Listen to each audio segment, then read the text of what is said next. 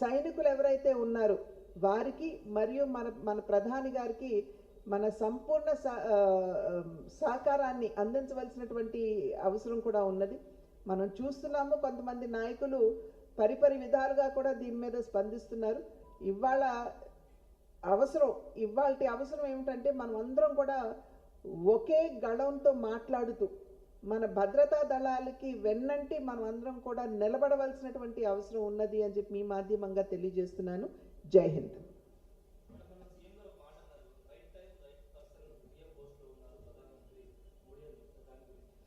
2014 సంవత్సరానికి ముందు ఇంతకుముందు చెప్పానండి నేను. సాధారణంగా పొరుగు దేశం అయినటువంటి పాకిస్తాన్ నుండి ఉగ్రవాదులు మన దేశంలోకి వచ్చి మన సైనికుల్ని హతమార్చి వాళ్ళు తిరిగి వెళ్ళిపోతున్నా కూడా కళ్ళప్పగించి చూసుకునేటువంటి పరిస్థితి ఉండేది. కానీ ఇవాళ చూసినట్లయితే దేశం కంటే గొప్ప విషయం ఇంకేది లేదు అని నిరూపిస్తూ మన సైనికుల మీద గనక దాడి చేసి వారిని హతమార్చినట్లయితే ప్రతి సైనికుడు వెనక 140 కోట్ల మంది ప్రజలు నిలబడి ఉన్నారు అనేటువంటి విషయాన్ని నిరూపిస్తూ సర్జికల్ స్ట్రైక్ మనం ఆల్రెడీ చేశాం.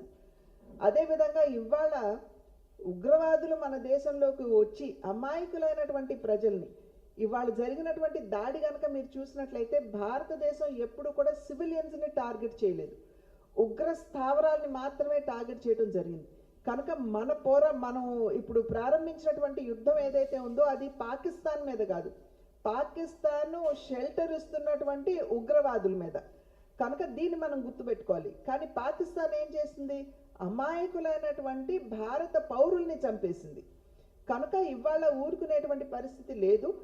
ఇవాళ ఒక బలమైనటువంటి నాయకత్వం దేశానికి ప్రధాని నరేంద్ర మోడీ గారి రూపంలో ఉన్నటువంటి సందర్భంలోనే ఇవాళ ఈ 9 ఉగ్రస్థావరాలు ఏవైతే భారతదేశాన్ని దృష్టిలో పెట్టుకుని భారతదేశం మీద దాడి చేయడానికి కావలసినటువంటి ట్రైనింగ్ ఏదైతే ఇస్తున్నారు ఆ 9 స్థావరాలని కూడా ఇవాళ ఐడెంటిఫై చేయడం జరిగింది.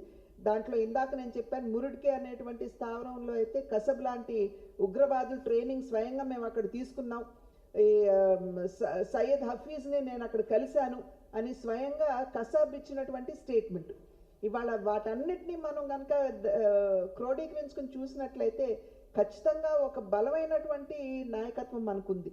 ఇవాళ మన త్రిదళాలకు కూడా కావలసినటువంటి సంపూర్ణమైనటువంటి సహకారాన్ని కేంద్ర ప్రభుత్వం ఏ విధంగా ఇస్తుందో మనం అందరం కూడా చూస్తున్నాం.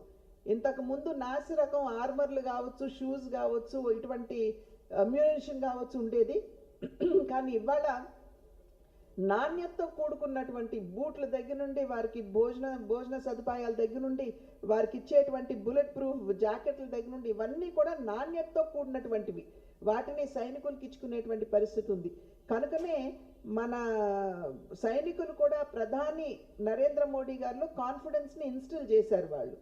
కనుక ఇవాళ మన ముఖ్యమంత్రి గారు చెప్పినట్లు the right leader at the right time దేశానికి ఉన్నారు అనేది మనం అందరం కూడా గమనించాలి.